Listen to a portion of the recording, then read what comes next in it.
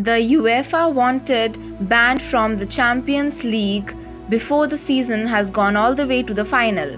Manchester City advanced this week to the biggest game in European club football and has a shot at repeating what another undesirable AC Milan pulled off 14 years ago. They are 90 minutes away from making history by reaching the Champions League final for the very first time. Let's dive deep into the pages of history and how it all started. Transfer deadline day. Manchester United are haggling with Tottenham Hotspur over a €30 million deal for Dimitar Berbatov. On the blue side of town, all is quiet. Aside from the anticipated sale of Croatian defender Vedran Korčula to Spurs, Manchester City are not causing any waves over Berbatov. And why would they? This is a club in the midst of financial crisis and whose owner, Thaksin Shinawatra, is on the run from the Thai authorities. He is seeking political asylum in the United Kingdom after having €80 million of his assets frozen because of criminal proceedings against him in his native Thailand. Then news breaks that Shinawatra has sold the club to Sheikh Mansour bin Zayed Al Nahyan of Abu Dhabi in a deal worth €210 million just 14 months after buying the club for €81 million. Even then, City do not dominate the headlines. That honor belongs to United for their growing frustration with Spurs over delays in completing the Berbatov deal. As the hours pass, the stalled transfer develops into something more than a tale of two clubs refusing to budge on the value of player. Another bidder has entered the race, Manchester City, with deep pockets and the desire to make a statement of intent. So, in what becomes one of the most dramatic moments of deadline day, and with the kind of surprise that fans have now come to expect of the much-hyped event, Manchester City seal a $32.5 million deal for Robinho, a figure that breaks the British transfer record and is marginally less than the €34 million offered for Berbatov.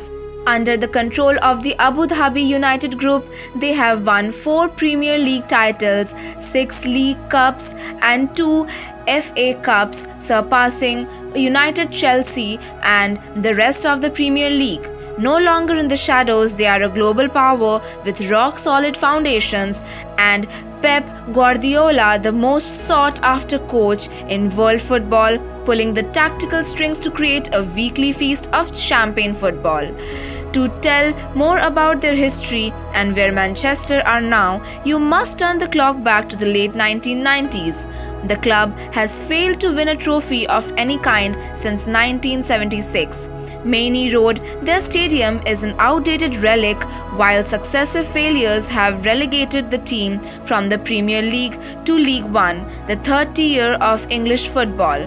Making matters worse, their crosstown rival Manchester United are the dominant force in the game. City returned to the top division, but this proved to have been a step too far for the recovering club, and in 2001, City were relegated once more.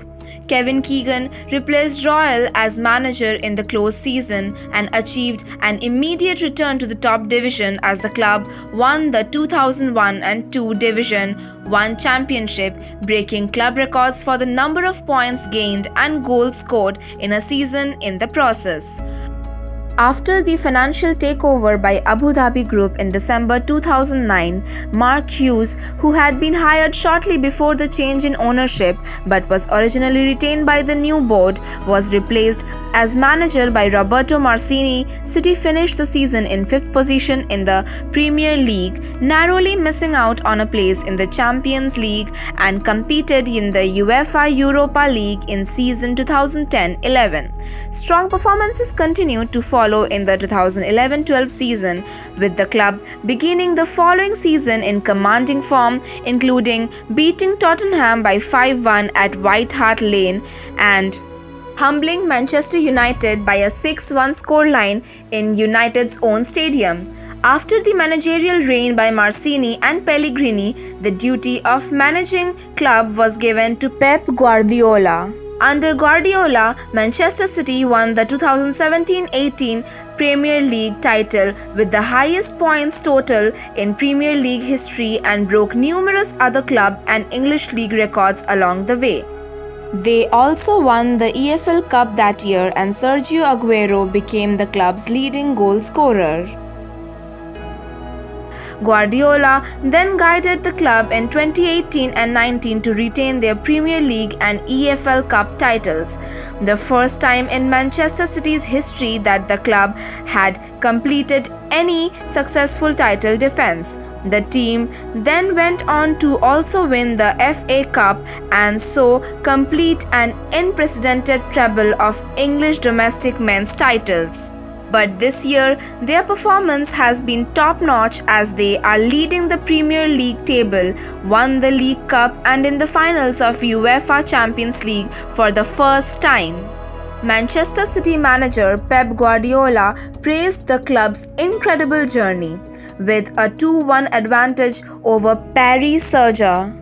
From the first leg, City dominated the return fixture on Tuesday and Riyad Mahrez netted a brace to wrap up the semi-final with a 4-1 aggregate win.